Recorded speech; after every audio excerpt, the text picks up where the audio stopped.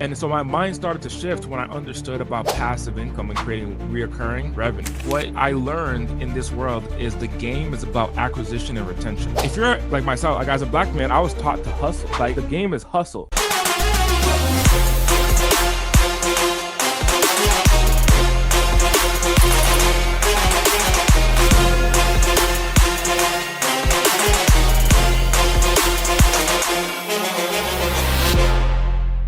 Okay, welcome to another edition of the Journey to Freedom podcast. And I am Brian Arnold. I am your host.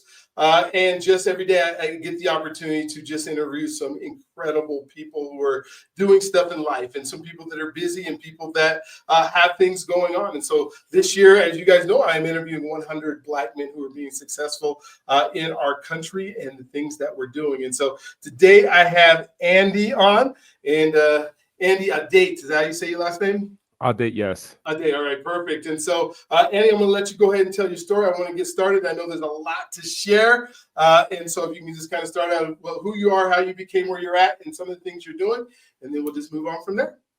Yeah, so I am the youngest T-Mobile franchise dealer. At 19, I started my first T-Mobile franchise, and I left that industry. I made my first seven-figure. That was my first seven-figure business.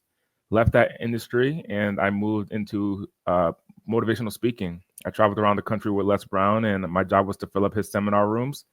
And I would fill up hundreds of people in all different states and cities, the different seminar rooms. So I would go in before a motivational speaker would come in and speak, and I would go into that city, fill up the seminar rooms, and then I would leave and head up to the next city. And my job was to sell tickets.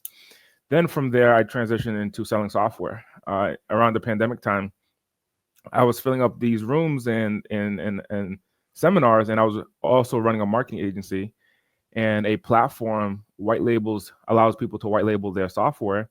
And I got into the rooms where people were making hundreds of millions of dollars selling software. And I got a chance to see the inside of those business and those operations, and realized that, hey, I can do it too, which is why I got some of these awards. This one on the floor, I just got to put it up soon. This is doing over $1 million in software. This is another one with how many accounts that we have, and so on and so forth, to my right over here. And so I got into selling software, and now today we're building $100 million software company. Nice. Cool. Family, tell me about a little bit about when you're growing up and where you came from, and what your personal life is kind of part of, or have been part of, so people can kind of understand where you came from. I come from the smallest state in the country, Rhode Island, and I was raised in the smallest city in that state. So my whole city was 1 square mile from one end to the other end. No way. Gangbangers, drug dealers, and the like, and that's who I was around. And I got a chance to experience being in an impoverished environment, but I also got a chance to experience what it's like to be rich as well. So I got a chance of both worlds. And I will tell you that there is definitely a contrast. There's a contrast in thinking. There's a contrast in opportunities. There's a contrast in identity. There's a contrast in mindset. There's a contrast in, overall what you can create with your life, and the results that you can create. And I choose rich over being poor. And many times the biggest question is like, okay, how do I get out? And my story is essentially that, is like, what does that process look like to get out of in poverty? What is the process to get out of the friends who are bringing you down, who live life today like as if crabs in a bucket bringing you down?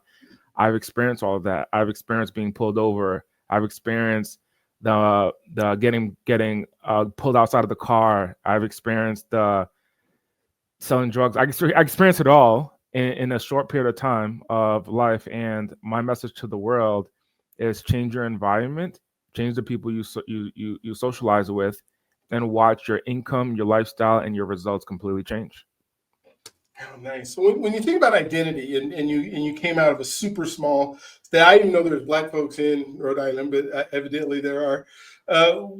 What changed your environment or your identity from the person that a lot of folks that are from your city or from your town became compared to you? What allowed you to move out of that? Well, number one, I think the people you choose to spend time with, the people. I fell into entrepreneurship. It was a complete accident.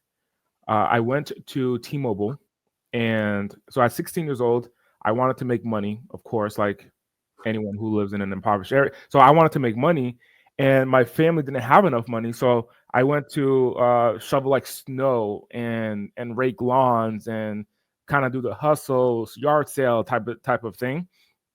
And that doesn't last that long, especially over the years. So I heard about commission sales. I forget where, but I heard about you can sell products and you can make a commission. And primarily, one of the popular ones is going to be T-Mobile or cell phones. You go to one of the cell phone carriers.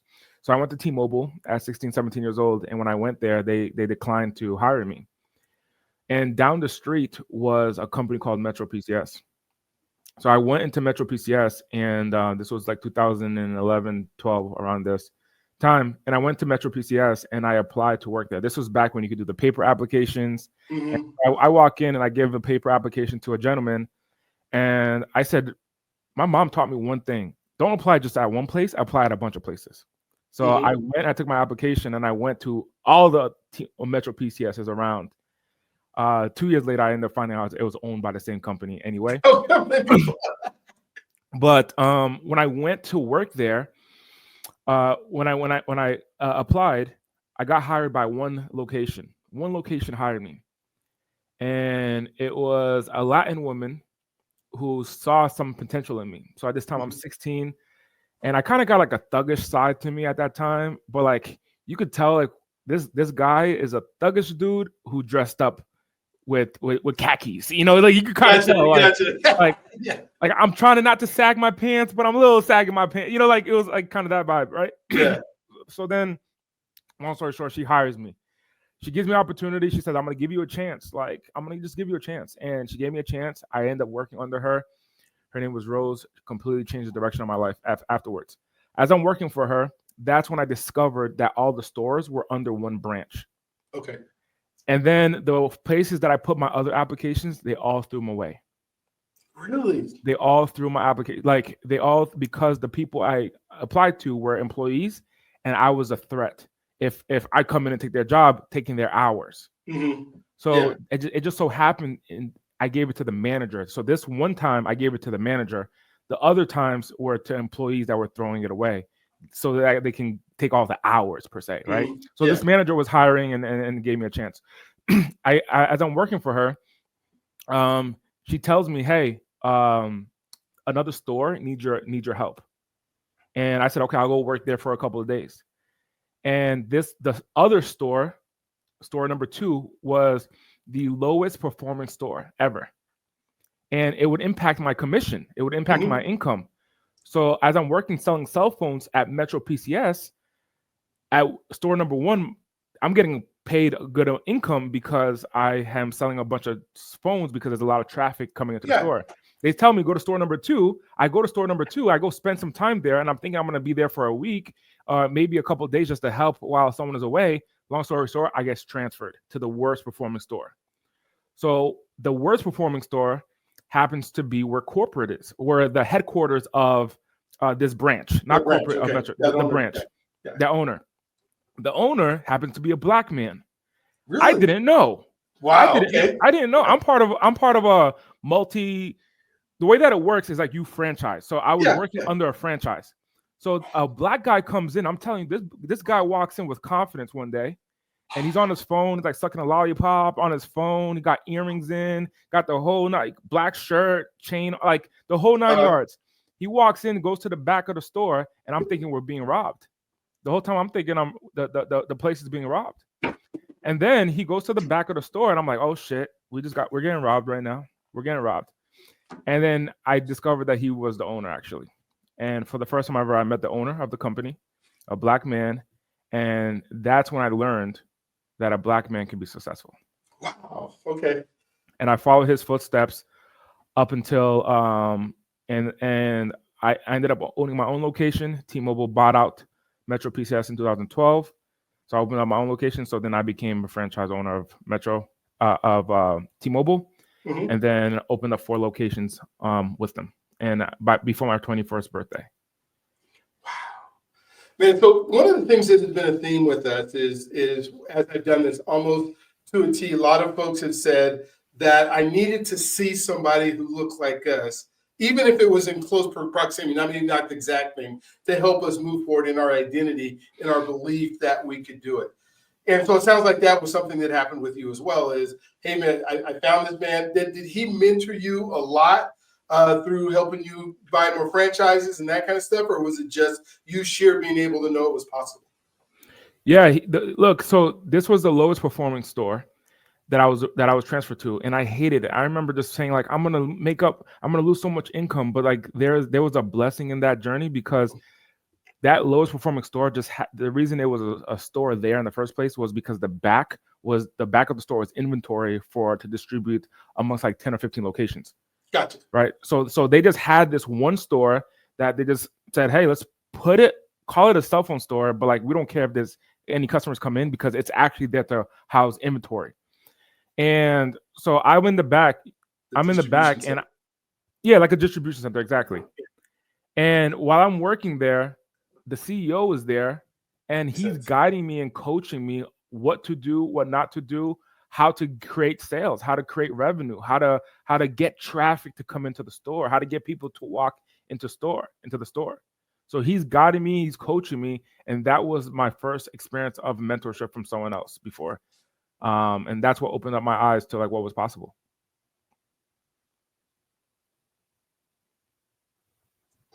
That's so cool.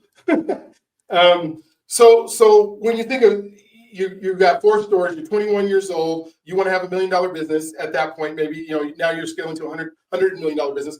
What was the thing that allowed you to be able to scale? Like, did you have to switch associations? Did you just have to work harder? What was it that you decided that you were going to do differently than all the folks that are trying to just get to, maybe 200,000 or 300,000? What's the difference that you were able to help folks in your life? So, I mean, I'm no longer in that business. In that industry specifically, I started to see that a lot of our customers came from social media. And I would ask our customers like, hey, how did you hear about us? And what I was taught was, hey, you can advertise on newspapers, you can do radio advertisements, you can do TV advertisements on commercial, things of that nature. Those were the standard form of marketing.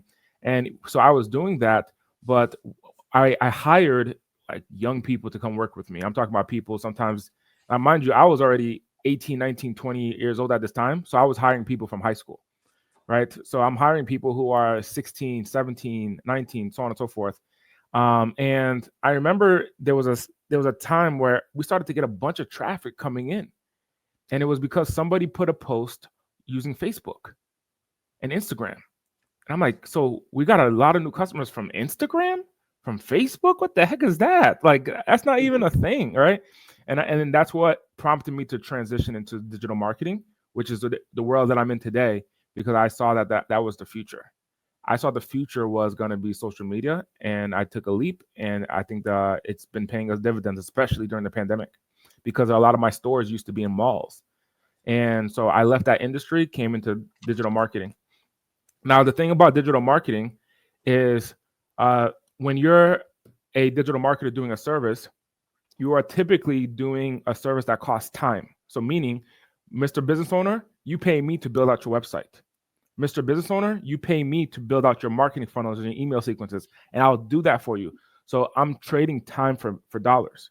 Mm-hmm. And most entrepreneurs say, I'm leaving a job so that way I don't have to trade time for dollars anymore. I want to own my own time and so on and so forth. So if you sell time, there's a finite amount of your time. Mm-hmm. So for example, if you sell websites, if your business is selling websites, if you sell 100 websites today, you will go nuts. Like, you have to sit down and build, and it might take 4, 5, 6 hours to build a website times 100 people. You're like, oh my goodness, that's 600 hours. I'm not going to be able to fulfill on that. Yeah. So that tells us your time is limited. This is what I learned in the rooms of people who were making hundreds of millions of dollars in their business. And I'm telling them, mind you, there was a scenario where I had just I was doing website, like I got to the point that my website builds were $40,000 for us to fulfill. So I kept on growing my business, selling more of my time, and I just making my time more expensive. So I wouldn't do $100 website, I'll do a $5,000 website, and then I'll continue growing $5,000 to a $10,000 website, and from a $10,000 website to a $40,000 website. So I got to a point where I was at the $40,000 price point, and I remember I sold a gentleman and a woman a website, and I charged like $40,000 for this, and I'm in a room full of software entrepreneurs, and long story short, they're essentially like trying to convince me like I should sell software, and I said, you don't understand. I sell websites. I'm not a beginner. I'm selling websites at $40,000 a pop, and he said to me, you should sell software at $297 a month. And I said, the math does not make sense. Yeah. Because it would take me 11 years to make $40,000 off of one customer if I sold it for $297. If it's just one customer, right? Yeah. But it's just one customer. So that's when we broke down the math. We talked about a couple things. In America, or even in the world, how many people can afford a $40,000 website? There's a small pool of that. Very small pool, yeah. Very small pool compared to the amount of customers that you can have. So if you're wanting to build a valuable business, even if you sell 100 websites at $40,000 and you make $400,000, for example, or you make $4 million, for example, you only have 100 customers. Compared to even if you have half of that, the amount of revenue, but you can have a couple thousand customers or a couple hundred customers that are all paying you, and it comes in residually. And so my mind started to shift when I understood about passive income and creating reoccurring revenue. And what I learned in this world is the game is about acquisition and retention. Okay. The game if you're like myself, like as a Black man, I was taught to hustle. Like the game is hustle. Get as much as you can, increase your price, get as many people, and you're hustling your way through. The other direction is acquire and retain the monthly recurring revenue. Acquire and retain monthly recurring revenue, and the game is the quantity. Yeah. And how much can you create? And then the last game, as you level up, is equity, is where you have ownership over an asset that makes money without you. If I'm a hustler, I only make money with me. Yeah. If I have equity and I own something, then I have something that's coming in. So today, I would never think about building a $100 million website business. You don't see it. It's unheard of. Why? Because there's not one person who has that much time. Yeah. You can't sell it. But the reason why you see $100 million software companies or $10 million software companies is because the product itself is scalable. Today, if I sell, for example, 100 new subscriptions today, I don't even have to meet one customer personally. I don't know them. They come and use our tool, our technology, and they go through an automated infrastructure with automated emails, automated videos, automated text messages, automated everything.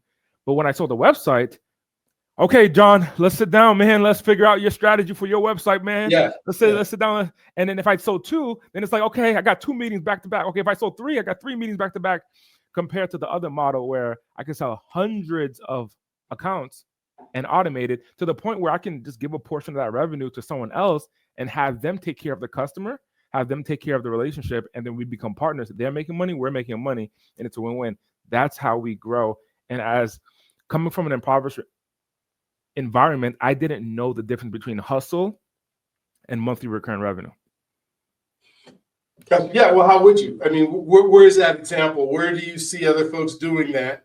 That is legal, I guess, because I think there's recurring revenue on the illegal side in the drug trade, right? And I kind of figured out that business model. One of the questions that I'd love to ask you is I know you said that you worked for Les Brown and you were helping selling tickets for. How did doing that and the mindset that you acquired help you into doing what you're doing now with software?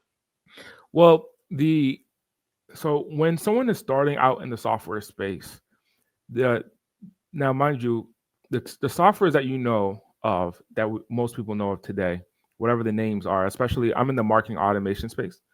So like competitors would be like HubSpot, Salesforce. Those are some of the most known companies today, but many of them started 20-something years ago, right? And so for us being the baby, even though we are past seven-figure valuation, we're still the baby in the world of software. The way that most people who are at our stage sell is one-to-one. They sell one-to-one. They meet somebody at a local event, they sit down with that person, and they show a demonstration of the software. When I sold tickets, The strategy that I used to sell tickets was one to many. Mm-hmm. So the way that world works in selling tickets and seminars is like I would go into let's say that a motivational speaker, let's use so I would say, like, let's say a motivational speaker goes in and has an event on January 1st, and they have a marketing team marketing that event on Facebook and advertisements and so forth. What happens is, let's say that event has a room for 400 people, and the marketing team only sold 250 tickets. They would call someone like myself, which is called the field sales representative. They would call me and say, hey, look, I got an event in Dallas, Texas. We got 250 tickets sold. I need an extra 150 seats, like, butts and seats. And the event is 8 weeks away. Can you help me out? I would say yes.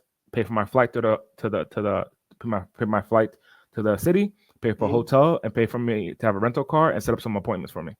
And I would go into like the local car dealership, and the local car dealership might have 60 sales reps. I would do a meeting for the whole 60 sales reps on a peak performance training, so that way they can increase their sales. And I would talk to the manager and I would say, hey, I'm going to do this completely for free. I would do a training as an outside third party affirm. Like, I would affirm everything that you're saying to your team, and I would just be third party, and I would do a training for your people completely for free. All I ask is there's going to be a portion of them that's going to be interested in going to a training, in-person motivational event. Can they come? And they're going to say, yeah, no problem. And I would always go to that manager and say, because you're the leader, you got to show them that you're going first.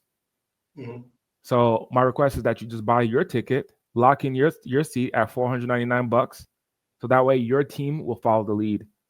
And then they'll be like, you know what? The event's free. The training's free. The training for me to come is free. I'll buy a $500 ticket. And then I would go to the group of 60 sales guys, and I would say, hey, I'll do a training, give value, show them what's possible. And then I would go to them and I say, hey, your manager is going to this event. He already got his ticket. And I'll pull out his ticket. I'll be like, he already got his ticket. And I'll give it to the manager. He already got his ticket. Who's following the lead? If anyone there is looking for a raise, anyone's there trying to level up, they're going to follow the lead of the manager. And that's how a bunch of them come. So I would fill that up. I would sell a large group of tickets. That was a one-to-many model to sell tickets. During the pandemic, my competitors are saying in mastermind rooms, like, the way to sell software is sit down one-on-one Zoom calls. And I remember that background of me selling tickets in person. And I said, let me try that. Let me try the one-to-many group approach online. I can't do it in person because of the pandemic. Let me bring them on Zoom. And then I discovered that it's called a webinar. And I brought a large group of people on Zoom. And I started selling hundreds of units of people paying monthly to subscribe. And it all came from webinars. Gotcha. So, and then after the pandemic, so you're just now into the software side of it. So you're not selling tickets, anything like that right now. You're just all just doing your automation and that kind of stuff. Education-wise, what's your thought on education and how important it is to have this incredible education, be able to do stuff, or does having this big education hinder you from being able to go out there and do the things that you need to do? You're talking about like institutional education, like college and high school? Education, yeah. So for me, I didn't go through the college route. I started the journey, and when I started the journey for college, I stopped right when my mentor in the cell phone business told me, like, hey, why are you going to college? And I said, I have no idea. People are telling me I should. And then the conversation was like, take some time off and just and figure out what you want to do. And I said, what I want to do is I want to be a businessman. And I was making more money than my college professor. So I started my business, and I'm like, okay, let me go back. And then I asked my college professor one day, I said, how much do you make? And he mentioned like somewhere around like 60, 70,000. I forgot the exact amount. This was 15 years ago. I said, how much do you make? And it was at that moment, my business management professor is teaching me about Coca-Cola, like the theory of Coca-Cola and their advertisements and how Coca-Cola does marketing budget. But I was like, how is that going to help today? Yeah. And so I dropped out and never went back. But I mean, I got a lot of college graduates on my staff, people who have like, great degrees and so forth. So for me, the education of the streets, and when I say the streets, I'm not talking about in an illegal way. I'm talking about in a way of doing the work is what taught me how to create results. When my mentor, and I was 16 years old, 16, 17, I forgot the exact age, but when my mentor in the cell phone world said, hey, this is how you get people to come into your store. This is how when your store is dead and there's no traffic, and this is how you stimulate traffic. This is how you get people to come in. Now, this is how, once they're in, this is how you greet, how you qualify them, how you present your product, how you close the deal. This is how you follow up. This is how you close. This is how you create new sales. This is how you call back people. This is how you cold call. All of that stemmed, and there was a lot of other scenarios, like even with Les Brown was like, this is how you speak, this is how you captivate an audience, this is how you communicate in large groups, this is how you code switch, this is how you talk to this group versus this group, right? So he's like this. So there was that lesson, like there's a different way of communicating. For example, if you're going to go speak in front of AT&T corporate staff, and if you're going to go to a Baptist church in Maryland, right? So like there's different ways to communicate. And you get to, that was the biggest education that I've ever gotten. And for me, I put that over the institutional education.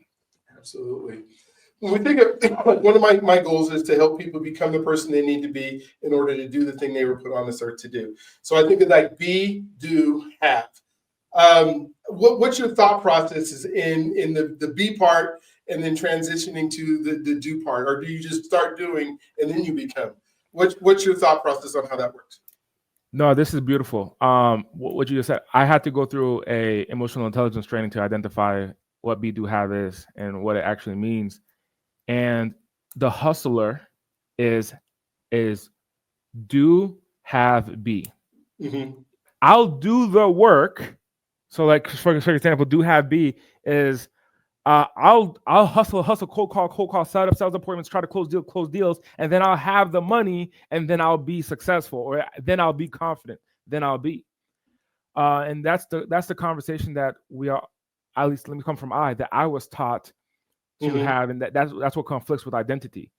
It's like I have to have a chain to, like, if you notice, like, bro, even my wedding ring is just a plastic thing. Like, I don't have to have gold or anything on me, but I have a lot of friends who have to have gold or silver to show, or jewelry to show that there's value there. And I know, like, hey, bro, like, I know internally, bro, you can drop me into any city and I will create the value for the community around me, and I will have a herd of people following me.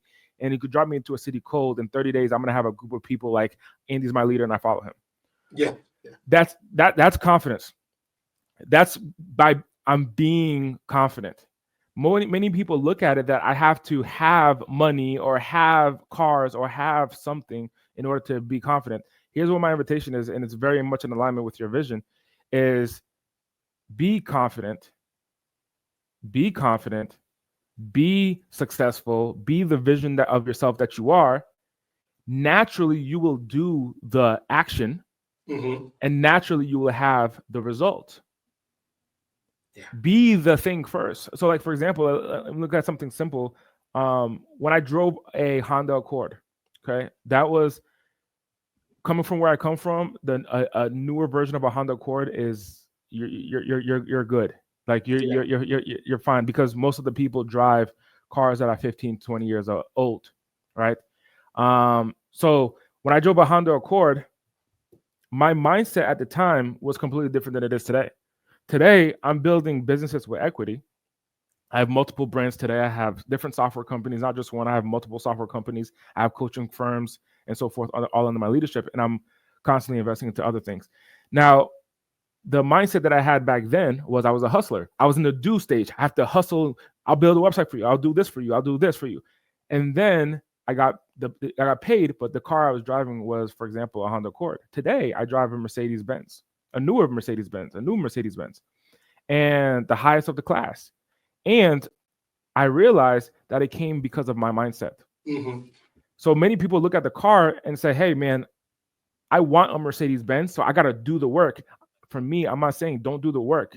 Focus on who you are. Focus on your identity. So when I walk into a room and I'm like, hey, I know I'm a God-fearing Black man who can walk into a room and with confidence and subtleness be able to attract attention and lead a group of people, whether they're white, older, younger, girl, boy, no matter. I can lead from internally, and it's hard to rock me. You can't rock me. Meaning you can't try to you can't check my confidence and watch me go small. That doesn't happen. And it comes from the being And I think the most important thing that it comes from is from God. It's understanding that what God put you on earth to do. If you can understand that, like when I understood that, I realized that I had such a huge purpose that a ring couldn't be my value, a bracelet, a piece of jewelry, my car, all that stuff. Like that's not where my value is. My value is steady in Christ and the efforts and the work that me and him do together. Wow. Well, Eddie, thank you. I know you got to go and your time is limited, and I hope I get to do this again. And for those of you watching, you just got a half-hour lesson in exactly what you need to do to be successful from somebody who is doing it, but became the person. And he talked about, hey, being a hustler first and then having to have just some amazing things that you can follow. So I hope that you'll take this. You'll listen to it over and over again. You'll write down some of the things that we're doing. And I hope, later in time, as we grow and get bigger, that Andy, you'd be willing to come back and share some more stuff with us. Is there any last thoughts that you have that you'd want to share with somebody who's kind of stuck and saying, I don't think I can do it. I don't believe I can do it. I've been trying, but it isn't working. And maybe do that. We'll just kind of end the show with that. Yeah. If you're in there, just understand this, that you're at war. There's a spiritual war going on. And whenever someone has, like yourself, like when the person who's listening to this, when you have a calling on your life, there will be an attack, and there will be many, many attacks to try to slow you down, hold you back. And the devil, truth be told, it's not church. This podcast is not church. However, you asked me a question about what it is, and I'm telling you what it is. What it is when you have a calling on your life to make an impact to a large group of people, the devil doesn't want to see you win. So it's going to bring up false identity. It's going to bring up addictions. It's going to bring up things of the past, because the devil knows how to get to you personally. And if you can understand that you are at war and there's an opposing force that's trying to keep you small, if you decide to play big, you got to, first of all, lean in on God. And I'm not a pastor. I'm not telling you this to get you to become a Christian or something. I share this with you because it is an actual fight. And once you lean in on God, you'll understand who you are. You'll understand your identity. Number two, you'll understand your mission. Number three, you'll understand your own vision. You'll understand why you are put on this earth. And number three, you will identify your audience, your tribe, the people who are there to follow you. And once you have those elements together and it's very clear, your life, your results, money, relationships, all of that will change as a byproduct. As a byproduct. When the devil was working hard to keep me small, the devil knew that I was going to find the love of my life and get married and build a huge business with our team's on track to be at 100 employees on my staff, and the amount of customers that we have is in the thousands. And the devil knew like I would be making that impact, and I'm still in my 20s today. The devil knew that was what he was fighting to not happen. Mm-hmm. And I leaned in as much as I could on God, time and time and after time after time. And I start to reflect back at the results that I've created. And it was recognizing that, hey, God was trying to pull me up and the devil was trying to pull me down. And the first place that the devil tries to pull you down is doubt. I got 2 minutes, but I want to share something real quick. Please, take as much time as you want. In 2017, when I transitioned, I was working for Les Brown, the motivational speaker, number one motivational speaker. I was working for him. I left his company, or not left his company. I left a tour that we were running. We completed it, and then I came back to Los Angeles, where I was living at the time. And so I'm back home at my house, and I said, you know what? I was promoting someone else's name for quite some time now. I want to promote my own name. So what I did is I decided to host my first seminar under Andy's name. Mind you, it's easier for me to promote a celebrity, but to say, hey, at the time, a 22-year-old guy, hey, I'm going to host my own event. That's it takes balls to do that. So I went to a hotel, signed the contract, and I put up a room for like 200 people or so. And I started marketing that event. As I was marketing that event on social media, on Facebook, after maybe a month and a half, I get a phone call. Les Brown, motivational speaker, number one, calls me. And he says, Andy, how come you're having an event, man? You didn't invite me. I said, Les, you're the #1 motivational speaker. I never would have thought that you would have spoke at my event. I mean, I understand your events and the amount of effort that goes to. I never thought you would speak, and I don't have $70,000 to spend to pay you for an hour to come in and speak. And he said, Andy, all you have to do is ask, man. All you have to do is ask. So I said, all right, man, let's come up with a game plan. We spent about an hour and a half. At the time, I think he had like 1.6 million followers on his Facebook. So we were coming up with a strategy. He was going to run Facebook ads on his Facebook under my name to help. He's never done that before. He's like, you helped me fill up so many seminars. I'm going to help you fill up yours. And I'm going to bring in a large group of people. So we got a couple million people on my Facebook. I'm going to help fill up and drive traffic to your event. I got a huge email list, Andy. I'm going to send the email blast to your event. What else? We're going to host a Facebook Live together. So we'll do a Facebook Live. I will do this Facebook Live with you. And we're going to do that all to bring people to your event. What else? So we had this whole entire strategy for an hour and a half, we're talking about this entire plan. It is dope. And I have like 6.5 weeks, maybe 8 weeks left in this cycle to fill up the seminar room. And I'm like, man, this is going to be a crazy event. Les is coming to speak. Andy's filling up this event. And Les is helping me fill up the rest of the event. This is going to be crazy. And as we wrap up, everything's solidified. We essentially set the dates. We had the times. We had the plan. He's flying into California to come and speak at my event. Everything is solid. And I say, Les, I got a question for you, man. Real quick question, man. I've been working with you for some years, but I only have 6 weeks left, and it's Andy Adate's event at this time. It's not a Les Brown event. It's an Andy Adate event. And people don't know Andy Adate, plus I'm a 22-year-old guy. Let me ask you a question, man. Do you really think that we could fill up the seminar room? Oh, gosh. And he said, never mind, I'm not doing this event. I'm out. Cancel everything we just spoke about. I'm good. Don't talk to me. Don't call me again. Bye. Hung up on me. Wow, no. Hung up on me. And I said, what the heck? We had a whole plan and everything was in full effect. And he said, don't call me. So being distraught, I remember walking to my house, going in circles. And I said, what am I going to do? At the time, he was in California. So I drove to the house that he was at. I knew where he was staying. So I drove to the house that he was at. And I went to go knock on the door. And his granddaughter opens up the door and says, he's not at the house right now. He's in Orange County filming a commercial. So I said, let me call him again. So I called him and kept on calling him. I called him maybe like, I don't know, 15, 20 times or so. Mm-hmm. So I called him so many times. Around the maybe, I don't know, 15th time, he picks up and says, Andy, I'm not doing your event. Don't call me. Don't talk to me. I'm good. I'm good. Don't call me. In the most subtle way, don't call me. Mm-hmm. I'm not being part of your event. Hangs up on me. I go to the beach that was next to his house, and I look up at the sky at the beach. And I remember saying looking at God, looking at the heavens, and I said, why did you do this? Why did you give me such an opportunity and blessing? And it's as if God spoke to me in a clear voice, and he said, because you doubted yourself. Everything that you ever asked for was right in front of you, and then you doubted yourself. Wow. And that moment on, I said, no more doubt. I can do anything. I can do anything. So I didn't call him back. I went back and I hustled and I said, I have a vision. I'm going to fill out this event, this room under my name. This is a big key difference.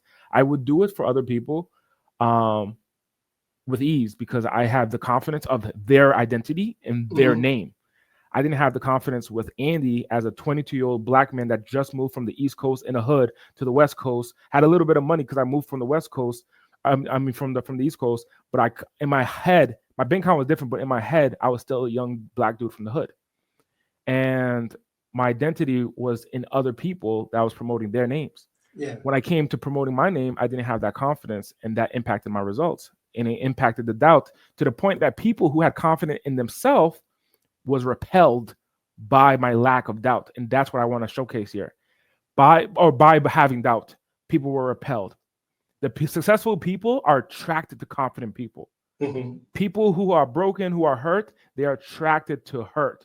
So when you are doubting yourself and you look at your circle, it's because you're going to attract people who doubt themselves as well, just through your conversation. So Les taught me a lesson right then and there. He said, don't doubt yourself. So as I was promoting my event and I was online, I was promoting. Les saw that and he said, this dude is something else, man. I want to help. I want to be a part of this. I want to help him out, and I want to be a part of this. He called me back and said, count me in. Wow. Cool. And I said, ironically, man, I don't even need your help to fill up this event, man. I did it. So I would love to have you as a guest.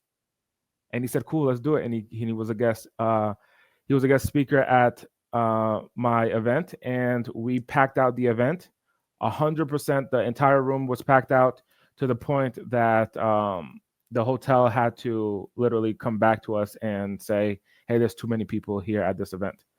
So that was the journey. And let me share with you my screen here. Okay. That was the journey here. So I don't know if you can see it. Yeah, I just put it in there. So this was the journey here, where this event here, it took me a couple months, but the whole entire event was completely packed out, and actually more than what's actually here. But for the most part, Les Brown came back. He came to speak at this event. It took us 6 weeks and change to finalize all of this. And I completed all of this without the help of Les. Like, Les came in and spoke and so on and so forth. But it was rooted in my decision to be confident in myself. To be confident. Like, it was a journey of me and God to make this entire event happen. And we did it. So this event here, we had people like Les came in and spoke, and we had a bunch of fun, and we had dancing and the whole 9 yards. And the reason I share this with you, I show a picture here of like the thuggish version of Andy here on the right hand side. Yeah. And coming from a low quality time in my life to become the man that I envisioned that I wanted to be. So I share that with you in the audience here. Because if you're listening to this and you're like, hey, I'm a Black man, I'm a Black woman, I'm a Black person, and I want to grow and I want to elevate, I want to succeed, it truly starts with who you believe you are. And I believe in fake it till you make it. Fake being the millionaire, if that's the case. And I don't mean proclaiming and help and lie to people. I'm saying to yourself. Mm-hmm. To yourself, walk like that person that you believe that you're going to be. Talk like the person that you're going to believe that you're going to be.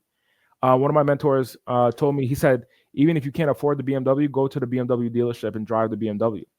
Mm-hmm. Before I bought a Mercedes-Benz, I would go to these car dealerships and I would drive the car. So when I went to go buy the Mercedes-Benz and I was at the dealership, I was already educated on the process and the value of the Mercedes-Benz and what the journey is going to be looking like. So I walked into the dealership. I'm like, hey, I'm buying this one on my LLC. This company is going to buy it. This is what we're going to do for the taxes. This is what we're going to do for the insurance. I already have all, because I was educated, because I walked into the dealership many, many times before. It was not new to me. The time that I went to go buy the Mercedes-Benz, I wasn't like, oh, this is new. I said, hey, Barbara, how you been? How you been? How you been, Barbara?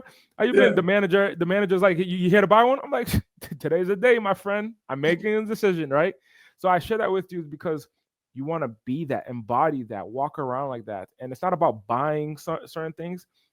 I use the Mercedes-Benz as an example. It's about being the person. And Dr. B, you got it on the nail when you said be, do, have, my friend. Oh, man. Any failures? I know you're trying, but just any failures have you been able to work through failures? I mean, it sounds like, when you say, hey, everything went well for me, but I know there had to be at least one or two failures in there that you weren't able to, it sounds, I guess it was a failure when you told Les Brown doubted you, but any other ones that you would just love to share with us? He said, hey, I tried this. Les didn't doubt me. Les has so much belief in me. He taught me the biggest lesson. There you go. He taught me the biggest lesson. And come to find out, realistically, he's much older and with much wisdom. He was keeping people who doubted their own selves away from him, which now today I understand. So like if I go to a networking event and someone's like, man, I don't know if I could do this, I'm like, oh, cool, and I'm gonna walk away and it's like I'm gonna stay away from you, because that will seep into my mindset. And now I start questioning my own self, which now is gonna take an impact into my house and my home, my business. So I'm gonna be like, hey, cool, like that's like, so, walking around with somebody during COVID-19 and someone says, I might have COVID. What are you gonna do? You're gonna keep yourself away from that person. If during 2020, if someone walks up to you and says, I might have COVID, I don't want to find out if it's true or not. But yeah, there was a tremendous amount of failures. In 2020, I planned the biggest tour of my life. It was a 13-city national tour. anticipating 2,000 butts into seats under my name. I had so much confidence that I was like, hey, I'm going to do that now. That was my next step. That was my evolution.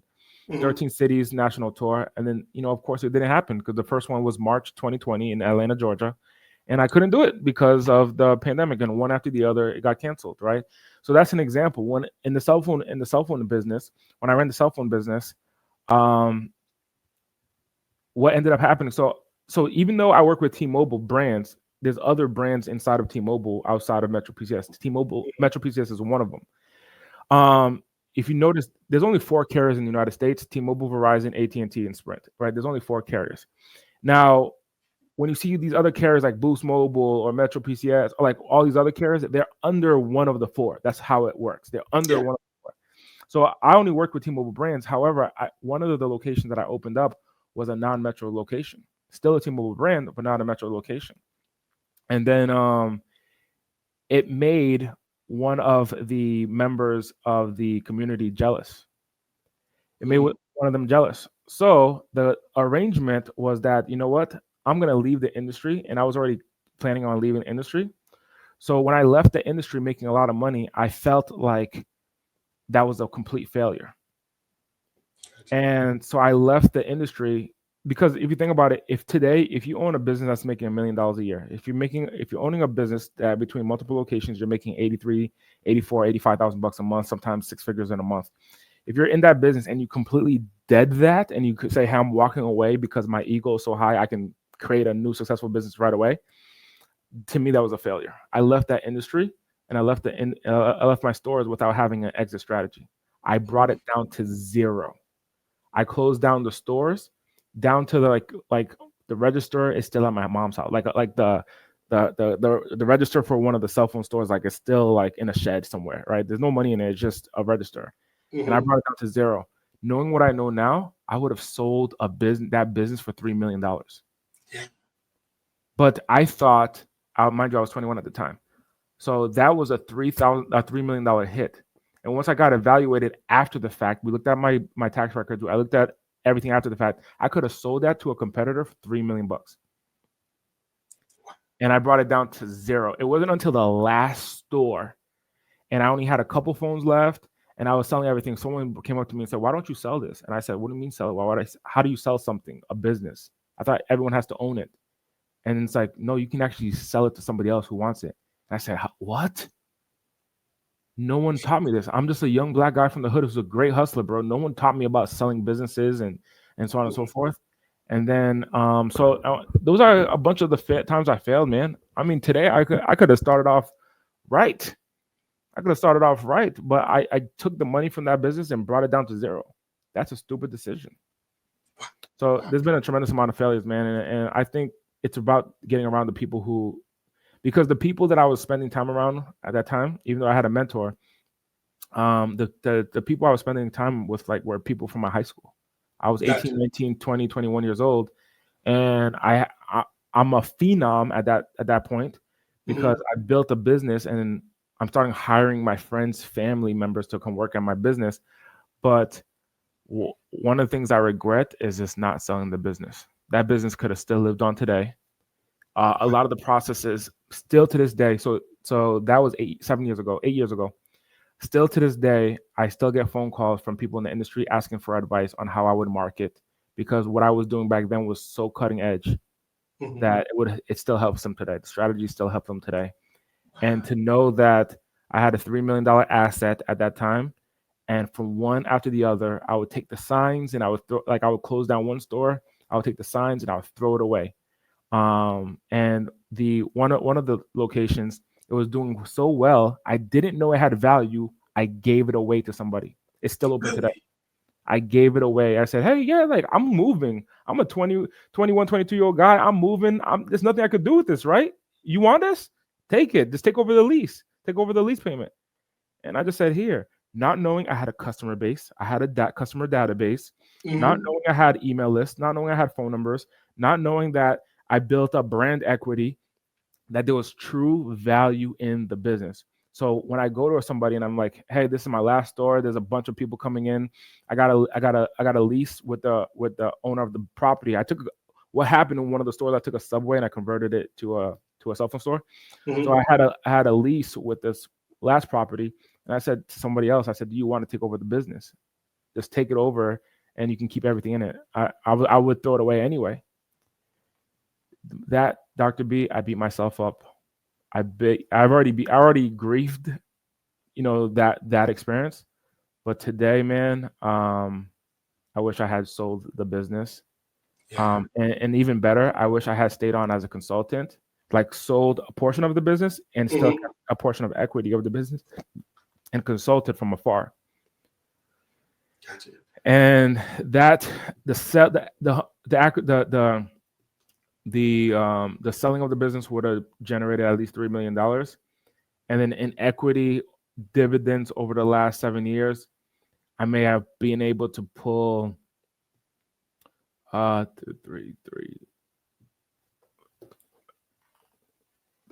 if I do this math right,